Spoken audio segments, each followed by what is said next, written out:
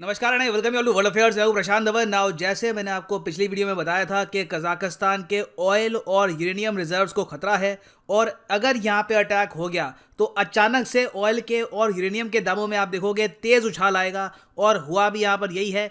Oil में आपने देखा होगा लगातार बढ़ोतरी दिख रही है। लग रहा है कि धीरे धीरे ऑयल आने वाले कुछ दिनों में 90 या फिर इवन $100 पर बैरल के आसपास भी जा सकता है, क्योंकि जिस तरीके का वायलेंस हो रहा है कजाकिस्तान में इट इज अनप्रेसिडेंटेड। 2 जनवरी से हम देख रहे हैं एलपीजी के प्राइसेस दुगने क्या हो गए। यहाँ पे लोग सड़कों पे आ गए हैं, सरकार के अगेंस्ट प्रोटेस्ट कर रहे हैं। ऑब्वियसली अब ये बात भी खुल गई है कि ये प्रोटेस्ट आम लोग नहीं कर रहे, कहीं ना कहीं ये प्रोटेस्ट कोई बड़ी वर्ल्ड पावर करवा रही है, या तो रशिया या फिर यूएस।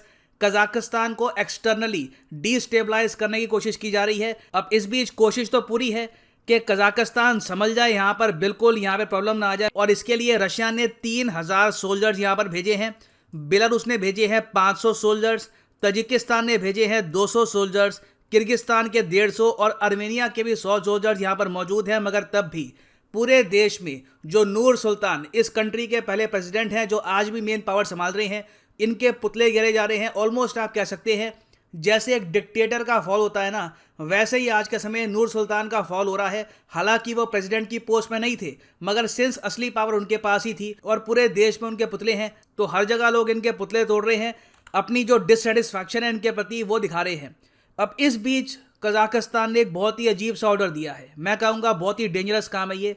इन्होंने अपने सोल्जर्स और रशियन सोल्जर्स और बाकी के जो सोल्जर्स हैं सबको ये कह दिया है, शूट विदाउट फायर। सड़कों पे आप लोग ओपनली घूमो, कोई भी दिखे तुमको लगे कि ये वॉयलेंस कर सकता है, चाहे चल भी रहा हो, तुम्हें लगता है कि ये वॉयलेंस कर सकता है, बिना वार्निंग दिए उसको शूट कर दो। कोई केस नहीं होगा, कोई कार्रवाई नहीं होगी। कजाकिस्तान की एडमिनिस्ट्रेशन बस ये चाहती है कि जल्दी से जल्दी पूरे देश में जो इस वक्त आग लग चुकी है, जो दंगे शुरू हो चुके हैं, ये बस अभी के लिए रुक जाए। अब ये जो इन्होंने ऑर्डर दे दिया ना, इसको लेकर यूरोप, यूएस और चाइना सब बढ़ चुके हैं, क्योंकि एक तरफ तो यूएसए, यूरोप, जर्मनी, ये सब कंट्रीज कह रही हैं कि जो शूट टू किल वाले ऑर्डर है इससे एक्चुअली स्थिति और जरा खराब हो जाएगी।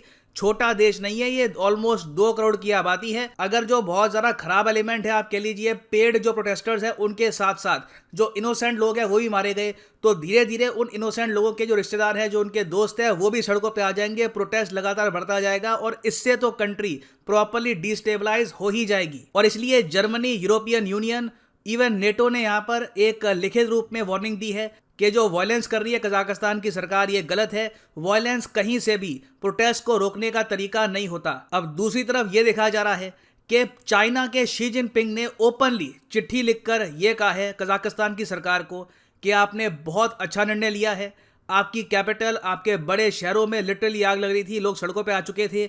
ऐसे टाइम में you needed to take strong decision. और ये शी जिनपिंग ने कहा है, यू मतलब कि कजाकिस्तान की सरकार decisively took strong measures at critical moments and quickly calm down the situation, showing your position of responsibility and sense of duty as a politician and of being highly responsible for your country and your people. अब यहाँ पे मैं आपसे पूछना चाहूंगा, आप क्या मानते हैं कि यहाँ पर किसका व्यू पॉइंट ठीक है? जो ये शूट टू किल वाले ऑर्डर है बहुत कॉन्ट्रोवर्शियल है। बाद में कजाकिस्तान की सरकार पे इस पर आलोचना होने वाली है, यूएन में रिपोर्ट्स पब्लिश होंगी, जो दुनिया भर के इंडेक्स होते हैं डेमोक्रेसी के, फ्रीडम पे, वहां पे इनकी रैंकिंग बिल्कुल क्रैश कर दी जाएगी। मगर क्या आप मानते हैं कि शी जिनपिंग यहाँ पर ठीक कह रहे हैं कि कजाकिस्तान ने जिस तरीके से बिल्कुल अपने लोगों को गोली मारने का ऑर्डर दे दिया है, इवन फॉरेन सोल्जर्स को भी कह दिया कि जो दिखता है उसको गोली मार दो, ये ठीक है? या फिर आप मानते हैं कि नहीं, यूरोपियन कंट्रीज यहाँ पर ठीक कह रही है, यूएस यहाँ पर ठीक कह रहा है कि इससे स्थिति और जरा खराब भी हो सकती है? तो लिखिएगा इसके बारे में कमेंट सेक्शन में। मैं हमेशा की तरह जानना चाहूंगा आपका ओपिनियन। अब खैर, कजाकिस्तान की जो सिचुएशन है, इंटरनल सिचुएशन, वो अपनी जगह है। इसका ग्लोबल इम्पैक्ट देखिए दिखना स्टार्ट हो चुका है। एक बहुत ही इंपॉर्टेंट ऑयल प्रोडक्शन फील्ड है कजाकिस्तान में, जिसका नाम है तेनगिज। तेनगिज आप कह लीजिए टॉप ऑयल प्रोडक्शन फील्ड है कजाकिस्तान की। वहां पर कुछ प्रोटेस्टर्स गए, कोशिश करी गई कि ऑयल की इस फील्ड को आग लगा दिया जाए, बिलियंस का लॉस हो जाए देश को। मगर जो यहाँ पर सोल्जर्स थे उन्होंने प्रोटेस्टर्स को पीछे धकेल दिया, पर प्रोटेस्टर्स रुके नहीं। यहाँ पर इन लोगों ने आसपास का जो इंफ्रास्ट्रक्चर था जिससे ऑयल ये ट्रांसपोर्ट करते थे बाकी शहरों में, वो कर दिया डिस्ट्रॉय। तो कहने को आप कह सकते हैं आज के समय तेनगिज जो ऑयल फील्ड है ये हो चुकी है absolutely useless. Global oil production में इसका कंट्रीब्यूशन अभी के लिए है नहीं, और इस वजह से हम देख रहे हैं ऑयल की कीमतें लगातार तेजी से बढ़ रही है। और ये मैं आपको बता दूं इंडिया के लिए बहुत ही जरा बुरा संकेत है। हमारे यहाँ कोविड के केसेस भी लगातार बढ़ रहे हैं। एक डर ये भी है कि वापस फिर से लॉकडाउन ना आ जाए। इस दौरान अगर तेल की कीमतें उछल जाती है तो इससे ना सिर्फ इंडिया में, मैं कहूँगा पूरी दुनिया में आप देखोगे इन्फ्लेशन बहुत ज़रा बढ़ जाएगी।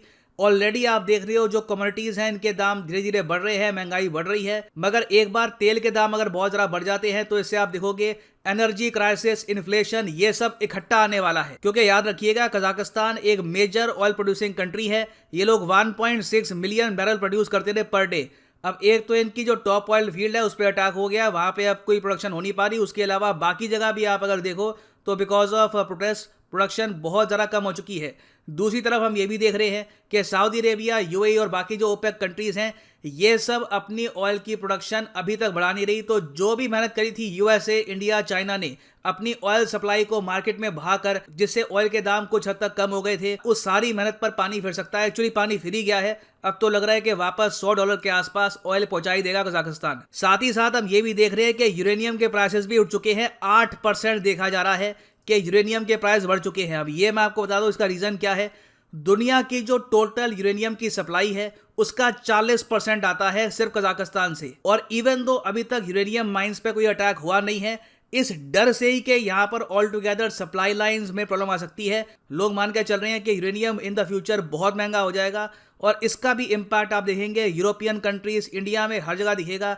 एनर्जी की शॉर्टेज मैं आपको बता रहा हूं एक बहुत ही बड़ी प्रॉब्लम होगी आने वाले समय में। इंडिया भी एक ह्यूज बायर है कजाकिस्तान का। हमारा आप कह लीजिए 80% जो यूरेनियम है ये कजाकिस्तान से ही आता है।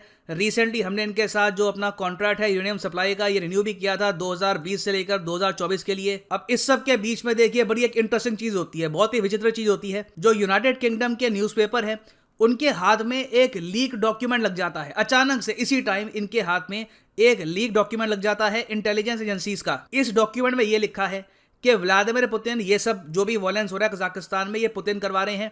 और इन द फ्यूचर ये बहुत ही तेजी से, मतलब ब्लिट्जक्रीग स्पीड से ये यूक्रेन को कब्जाएंगे। और उसके बाद हो सकता है कि सेंट्रल एशियन कंट्रीज जो है बहुत सारी, वहां पर भी अपना दावा रख दे और उनको मर्ज कर दे रशिया में।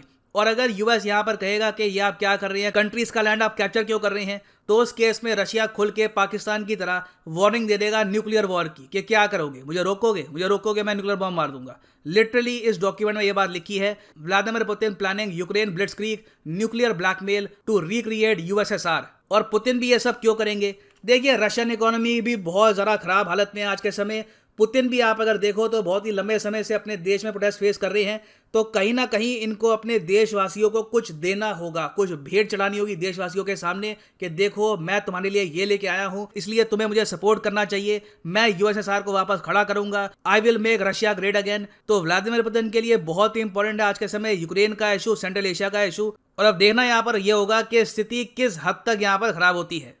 और फाइनली यहाँ पर मैं ये भी ऐड कर दूं कि अगर आप यूपीएससी एग्जाम की जेन्युइनली प्रिपरेशन करना चाहते हैं तो कमेंट सेक्शन में जाओ, यहाँ पे आपको मिलेगा ये लिंक। इस लिंक पे करो क्लिक और यहाँ पे आप परचेज कर पाएंगे यूपीएससी कॉम्बो पैकेज, जिसके अंदर आप यूपीएससी प्रीलिम्स, मेंस, ऑप्शनल तीनों की तैयारी कर सकते हैं इन अ सिंगल परचेज। सिंपली यहाँ पे आपको क्लिक करना है पिक ए प्लान पर और यहाँ पे आप 24 महीने 36 महीने का जो कोर्स जो भी आपको सूट करता है आप परचेज कर सकते हैं।